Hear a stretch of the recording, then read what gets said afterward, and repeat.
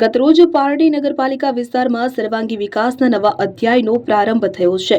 માનનીય કેબિનેટ મંત્રી શ્રી કનુભાઈ એમ દેસાઈના હસ્તે વિવિધ મહત્વાકાંક્ષી પ્રોજેક્ટના લોકાર્પણ અને ખાતમુહૂર્ત સંપન્ન થયા હતા। આ કાર્યક્રમ અંતર્ગત અંદાજે ₹20 કરોડથી વધુને ખર્ચે થનારા કાર્યોનું લોકાર્પણ અને ખાતમુહૂર્ત કરવામાં આવ્યું છે। ₹602.71 લાખને ખર્ચે પેવર બ્લોક રોડ, ડામર રોડ અને પ્રોટેક્શન વોલનું નિર્માણ કરવામાં આવશે।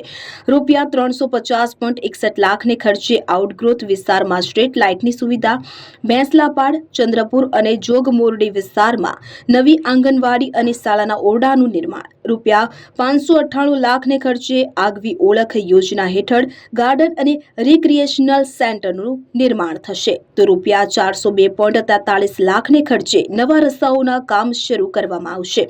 કાર્યક્રમનું આયોજન પારડી નગરપાલિકાના પ્રમુખ Chetanbhai S Naika, chief officer Shrimati Komalben D Dhinaiya અને તમામ સદસ્યશ્રીઓના દ્વારા કરવામાં આવ્યું હતું। કનુભાઈ દેસાઈએ જણાવ્યું હતું કે સ્વર્ણિમ જયંતિ મુખ્યમંત્રી શહેરી વિકાસ યોજના હેઠળ પારડી શહેરની સુખાકારીમાં સતત વધારો થઈ રહ્યો છે અને આ સુવિધાઓથી સ્થાનિક રહીશોનું જીવન સ્તર વધુ ઊંચું આવશે।